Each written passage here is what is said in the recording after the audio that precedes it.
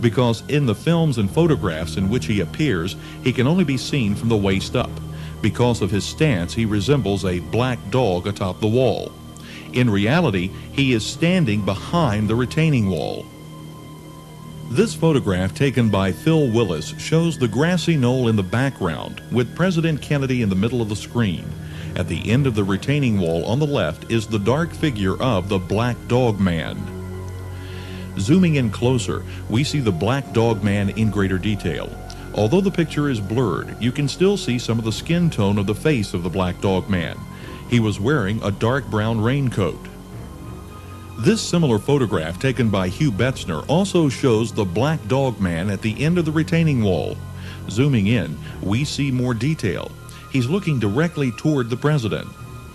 Zapruder panned down Elm Street following the course of the limousine with his 8mm camera. 5½ seconds after the headshot, a pyracantha tree just a few feet in front of him partially blocks the lower half of the film frame. 54 feet away and through the tree, Mr. Zapruder photographed the rear of the Black Dog Man's head. The top of the Black Dog Man's head appears at the lower edge of the film for several frames, the clearest of which is number 413. It appears as if he is wearing a hat or a helmet, but the white areas that create the illusion are the reflection of light on the leaves of the pyracantha tree between the Zapruder camera and the Black Dog Man. This photograph, taken just after the first shot, has an arrow pointing to President Kennedy. On the right is Abraham Zapruder and his secretary, Marilyn Sitzman. Over the road sign is the top of the pyracantha tree directly in front of Mr. Zapruder.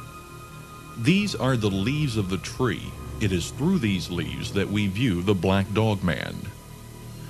The Black Dog Man is not in the tree, but more than 50 feet beyond the tree at the end of the retaining wall. By enlarging this area to full frame, we can observe the back of the head. The skin tone of his right ear is unmistakable. The skin tone on the left side of the Black Dog Man's neck, just under one of the leaves, is seen at the bottom frame line. These two white blobs are the sunlight reflected into the camera off the surface of the leaves on the pyracantha tree.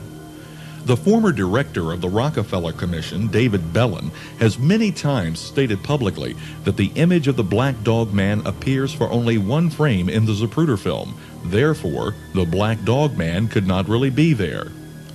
In addition to the 5 other confirming photographic images, he actually appears for several consecutive frames starting well before frame 413. Here he is as the car passes by. Follow him. The car is moving left to right, but the Black Dog Man appears right to left, stationary against the foreground. Frame number 413 is by far the clearest of the frames in this section of the film because of a momentary change in Mr. Zapruder's panning rate.